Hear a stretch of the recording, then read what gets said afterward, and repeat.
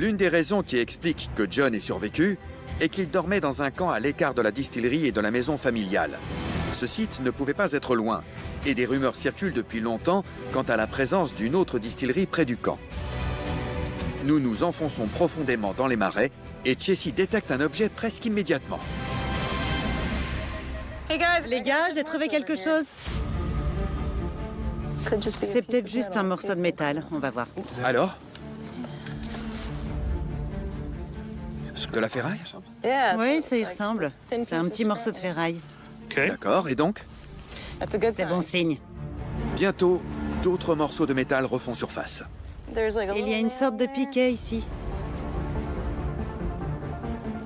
Il a un côté un peu arrondi. Celui-là était attaché au reste de ce qui se trouve sous nos pieds. Le côté d'une caisse, peut-être? Ou autre chose? Je ne sais pas si ça signifie qu'on est sur le camp, mais Cet objet signifie qu'à un moment donné, il y avait quelqu'un ici. c'est un début. Je prends. Bien, continuons. Cet objet qui ressemble à une charnière est un signe encourageant. D'ailleurs, les signes sont partout autour de nous. Josh, j'ai quelque chose pour vous. Encore de la ferraille? J'en ai pas l'impression. On dirait une sorte de vieux piège. Incroyable. Il chassait les loutres.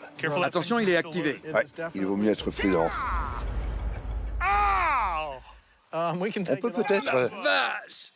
C'est un piège pour animaux.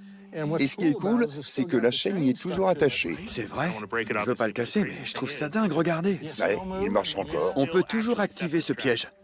Il lui manque aucune pièce. Toutes ces choses qui les ont rendus célèbres, la contrebande, les armes, les pièges, la piraterie, on est en train de trouver des objets en rapport avec toutes ces histoires sur eux, n'est-ce pas? C'est ce que j'aime avec l'archéologie. Elle nous permet de raconter la vie de ces hommes en fonction de ce qu'ils ont laissé derrière eux.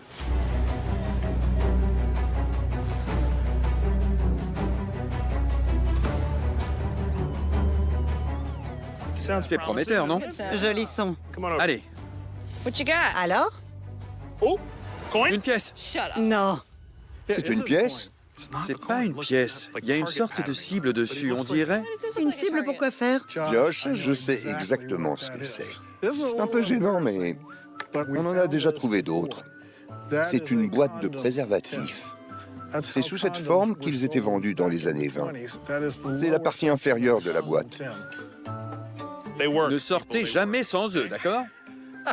Même les gangsters. C'est important, les gars. On a atteint le climax de l'émission. Josh, Désolé, je vous présente mes excuses.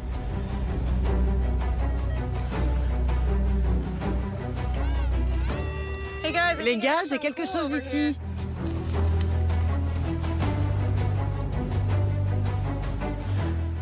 Je crois que j'ai trouvé un truc de dingue. Quoi?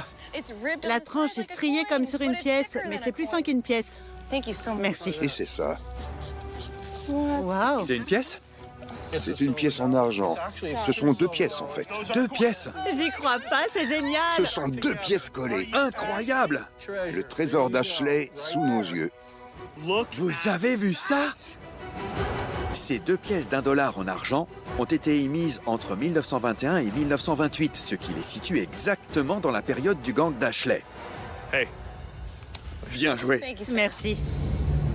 Ces découvertes sont des indices solides qui nous rapprochent encore un peu plus du camp dans lequel John Ashley dormait lors de la descente des hommes du shérif. Proche du but, nous continuons nos recherches sur ce territoire hostile. Josh, ça devient de plus en plus dense. Oui, il y a des arbres partout. On est dans la partie historique de la Floride. Ou plutôt, la partie préhistorique. Si vous étiez un pionnier pendant la colonisation, voilà ce qui vous attendait en Floride. Qu'est-ce que ça donne? Pas grand-chose. Pareil. Hey Josh, Oui? venez voir ça. Voilà la preuve qu'on cherchait. On y est. C'est pas vrai? C'est bien ce que je pense? C'est le réservoir de la chaudière de l'Alambic. J'y crois pas! C'est dingue! On est dans la forêt et on a trouvé un alambic. Trop cool! J'en crois pas mes yeux! Regardez ça. C'est de la peinture bleue? Non, pas exactement. C'est une finition en céramique. Et c'est important parce que dans un alambic, il faut toujours que les produits restent propres. Ils ne doivent pas se mélanger à la poussière. Regardez ce que j'ai trouvé. Une bouteille juste sous nos pieds. Juste ici. C'est dingue. Cet endroit est rempli de ce genre d'objets. Oui. Je pense qu'on a trouvé ce qu'on recherchait. Ce vieil alambic est une remarquable pièce d'histoire américaine. C'est cet appareil qui a permis au gang de John Ashley d'amasser une fortune durant la période de la Prohibition. Cet endroit est une vraie mine d'or. Il y a des objets partout. Allez, on continue à chercher. C'est pas fini. Bien, compris. C'est dingue. Potentiellement en plein cœur du camp de John Ashley, nous nous déployons autour de l'alambic à la recherche de nouvelles preuves. C'est de plus en plus dense ici.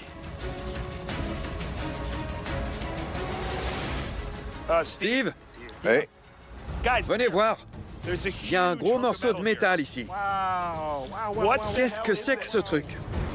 Après avoir trouvé un vieil alambic, nous passons la forêt au peigne fin à la recherche du camp perdu du célèbre John Ashley. Quand soudainement, nous faisons une nouvelle découverte. Attendez, c'est une voiture? Quoi que ce soit, c'est énorme.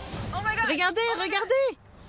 voilà qui répond à votre question. C'est une voiture! Oui, je crois que ça ne fait aucun doute. Pourquoi il y a une voiture au milieu de la forêt?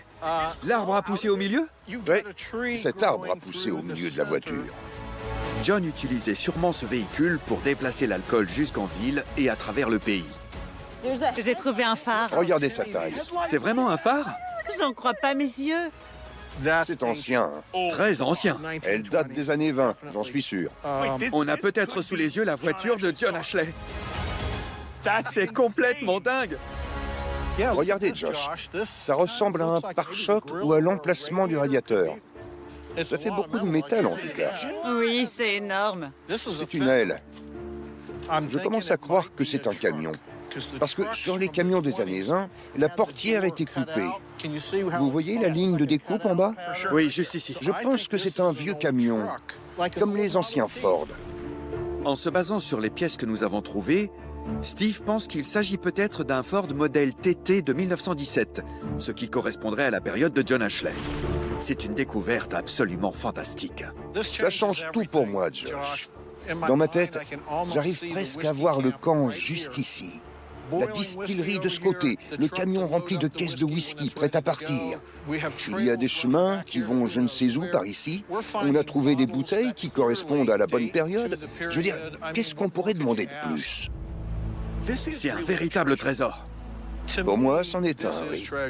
On a trouvé un vieux camion au beau milieu des Everglades, sur un site à l'abandon depuis un siècle.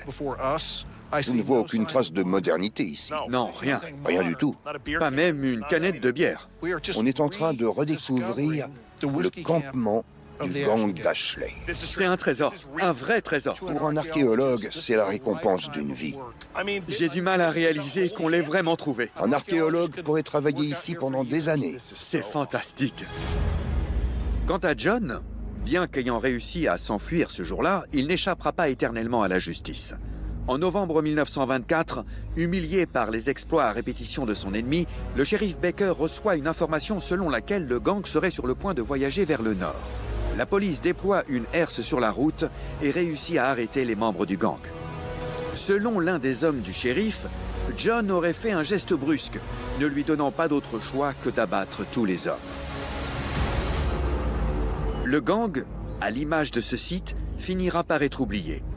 On raconte que Laura aurait fait profil bas, travaillant dans une station-service jusqu'en 1927, date à laquelle elle mourut empoisonnée, probablement de sa propre main.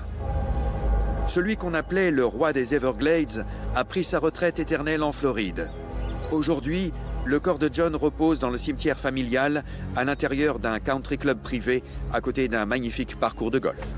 Un endroit bien paisible pour un homme qui a fait son trou dans le monde du crime.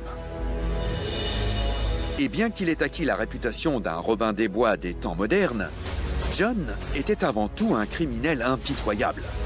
Personnellement, je suis plus intéressé par ceux et celles qui tentent de préserver l'histoire de cet état sauvage en racontant la vie d'un homme qui a sévi dans ces